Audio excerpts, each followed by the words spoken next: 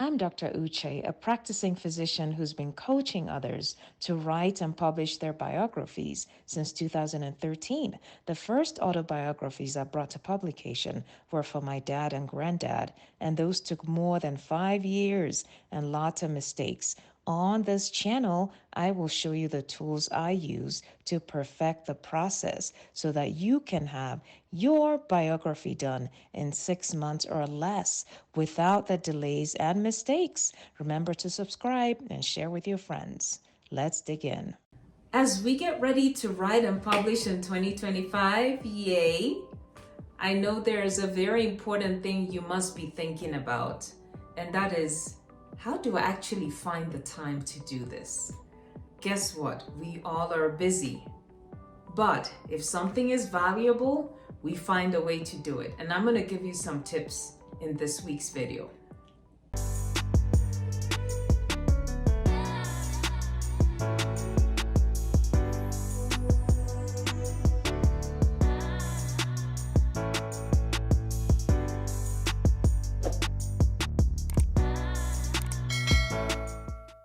So, do you remember having to work towards a certificate or a degree or something, right? Nobody can do it all in one day or in 1 month or in 1 year, okay? It's piecemeal, right?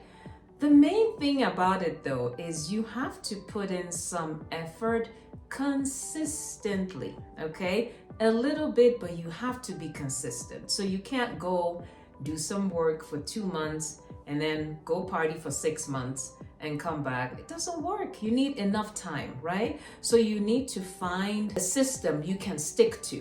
In writing your biography, it's easily a 6 to 12 month project for most people. Here, I like to show you how you can get it done in 6 months. But even if you want to take longer, that's fine. You need to find a system. The most important thing about finding a system is carve out protected time.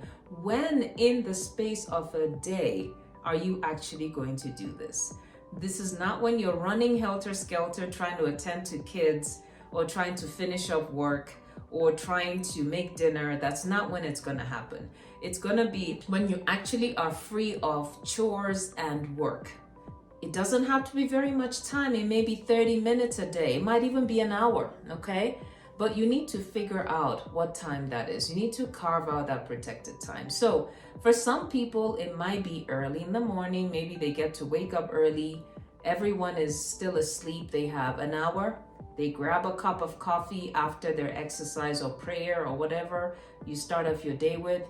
Maybe it's those 30 minutes before kids wake up. For some people, for me, it happens to be 30 minutes to an hour before I go to sleep. So we're home, everyone, dinner's done, we've done our homework, we've talked about our day, kids' activities, everybody's back from all sorts of things they do, and we've tidied up, cleaned up the kitchen, dining area, and I send my kids off to bed. I make sure 8:30 they are gone, go to bed, and I don't sleep till closer to 10. But then before I actually go to bed, the 30 minutes to an hour, usually I curl up in my bed with a nice cup of tea, peppermint or raspberry or something, and I read a book. I read till I sleep. So that's a time one could also use to dictate or type up something, answer some questions, assuming you're working through this manual that I talked about in a prior video. So that is my protected time. What's yours? You have to figure it out. You have to look at your life and your activities day to day and figure out where you can carve out protected time.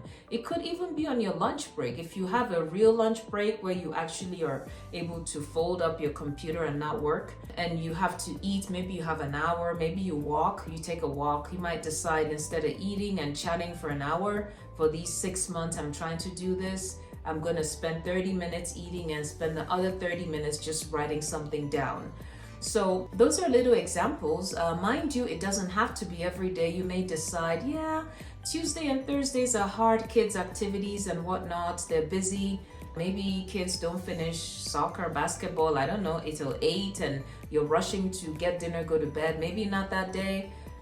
Maybe the days that you have a little more time. It has to be manageable. It can be extremely hectic or you just won't continue.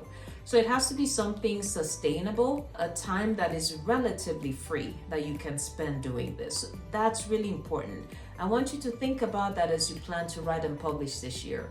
First of all, carve out protected time. Decide when it's going to be. Decide on a certain time you can carve out a number of days a week.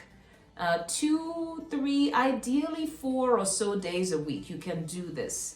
30 minutes, these 4 days a week. Put it on your calendar. Put an alarm that goes off. Hey, it's writing time. I promise you, it may seem like a whole lot, but you just need to do it to gather your history. And once you're done, hey, you have your free time again. So carve out that protected time. Make sure it is consistent. And that's a very important first step in writing your biography in 2025.